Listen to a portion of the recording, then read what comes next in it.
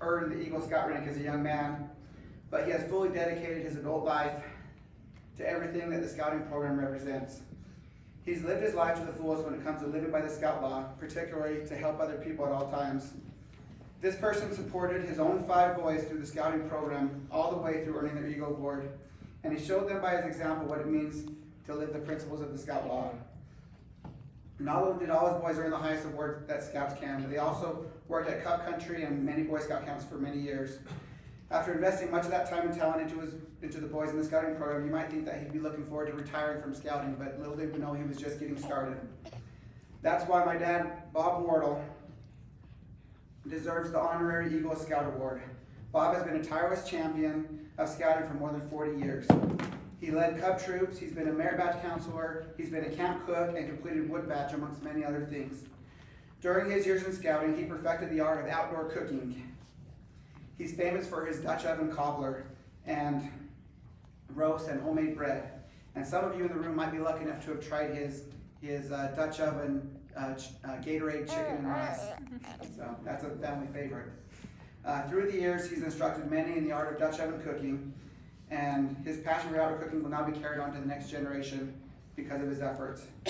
Dad has always been a willing fundraiser as well for the Friends of Scouting. He's raised more money than the rest of the troop combined every year, and he's done that for many years. For him, it wasn't just about raising money, though. It was an opportunity for him to go door to door and meet new people and share the gospel. Dad was always about making and building connections. So anyone that knows my dad, that's all he loves to do is connect with people. And Friends of Scouting gave him an opportunity to do that.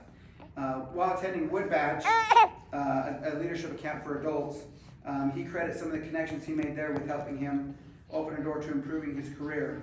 Through Wood Badge, a connection, he landed a job at BYU in their telecommunications department, where he worked as a valuable asset to BYU until his retirement. His son Randy, Jacob's dad, recalled seeing Dad attend a special training camp at Camp Tracy once for the leaders all across the valley. And after the event ended, Dad went and volunteered to do dishes in the back room with one of the camp directors. And through this connection, he opened a bunch of doors for his boys to go work at scout camps. So another example of making connections and doing service. Anyone that knows Bob, if he can't do a job himself, he knows or will find someone that he can network that does know how to do the job. It doesn't matter if someone needs a new roof, a new water heater, a dishwasher installed, a lawnmower needs fixed, weeds to be tilled, car to be fixed up, or just any old service. Bob's always involved, and he always gets the job done. Making friends and connections everywhere he goes has always been his priority. He can often be heard saying, he'll be standing out in the yard and someone will walk by and he'll say, "Who is that?" You know, if it's someone he doesn't know, he wants to make an effort to get to know him. And that level of interest and friendliness is a very valuable trait that he's passed on to all of his kids and his grandkids. And some of which, including myself, we've made a career out of just relationship building, something we've inherited from our dad. He is a living legacy of teaching of leadership, service, and hard work. And he is famous also for teaching through metaphors. Anyone that knows my family knows anytime my dad gives a talk, there's one metaphor that he always uses, and that's take one bite out of the elephant at a time. When you look at getting your Eagle Scout badge, it's such a big, lofty thing to do, but if you take it just taking one bite out of the elephant at a time, little by little, you'll get there. And Dad's taught us that lesson, and I think we all taken it to heart, and we know hard things can be done if you just do one little bit at a time. Another metaphor that Dad would often use is the parable of throwing rocks in the creek. One time at scout camp, he caught one of us skipping out from merit badge classes, and we found us down by the river throwing rocks in the creek, and got a good chewing out for that. But it's been a lesson that we've all learned for life, because you can waste a lot of time in your life throwing rocks in the creek and not doing things that are valuable or important. And so that's a family metaphor. Don't waste your time throwing rocks in the creek. In his retirement, Dad has become famous throughout the community for his big and bountiful garden. He works in the garden most every day from sunup to sundown. But he doesn't grow the garden so he can harvest all the food. He uses the garden as a tool to minister to his neighbors. He and our mom, Darla, use the garden to open doors and hearts through their homegrown tomatoes, their warm loaves of bread, and just use it as an opportunity to get to know people, and because everyone stops by to comment on the garden, and that gives them an open door to talk to people. So sorry, Dad, your secret's out of the bag now. In Alma chapter 37, verse 6, it says, "By small and simple things are great things brought to pass." Well, Dad is not a tall man in stature, and he's also not a perfect man, but he is proof that even imperfect people can play an integral, key part in doing the work of the Lord and in serving their fellow men. Our Father in heaven relies on imperfect people to progress the work, and Dad has always been about doing his duty to God. My sister Kristen says that Dad is a perfect example of an imperfect servant performing an incredibly important task perfectly. The Lord needs everyone to accomplish his great work, even imperfect people. We credit our mom Darla for enabling and putting up with his high level of service. Dad could not and would not have accomplished any of these things without her love, her guidance, and her support. We could fill volumes of stories with the tender love and care that Darla has given to her grandchildren and great-grandchildren and perfect strangers and all who knew her. Darla is fiercely loved and cherished and revered by her children, their spouses, and her 21 grandchildren. Darla, we know, did the hard part in raising their successful family of 6 children.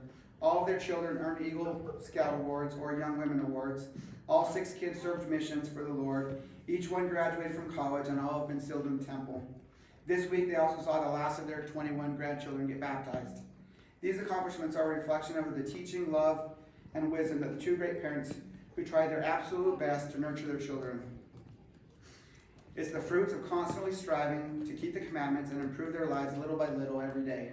We'd like to invite both Bob and Darla to come up so they can receive this honorary Eagle Scout Award for a lifetime of service achievement.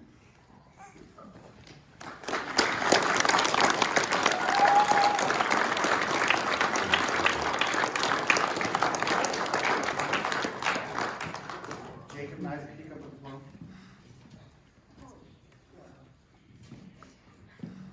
Isaac, give this on Grandpa.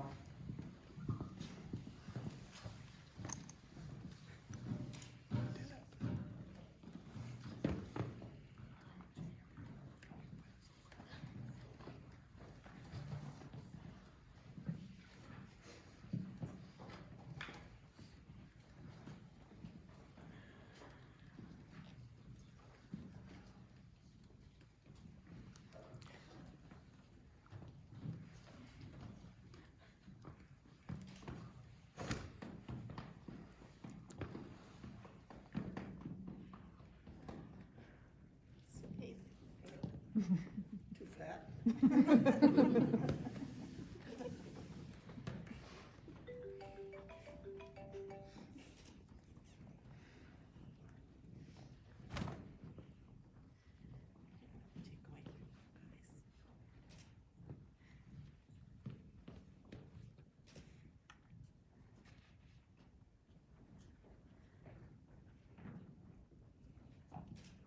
So it turns out there's actually 3 Eagle Scouts here today. Yeah. Big family. Equally never got.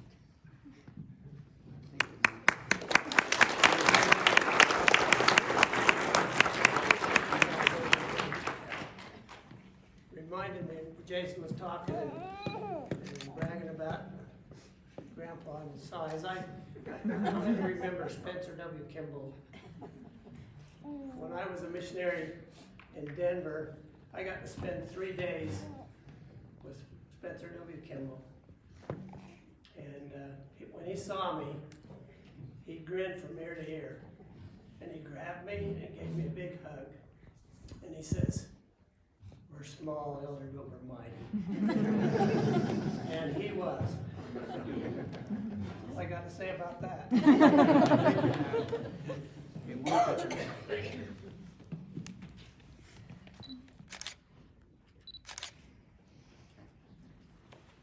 We'll turn the time over to Bishop for some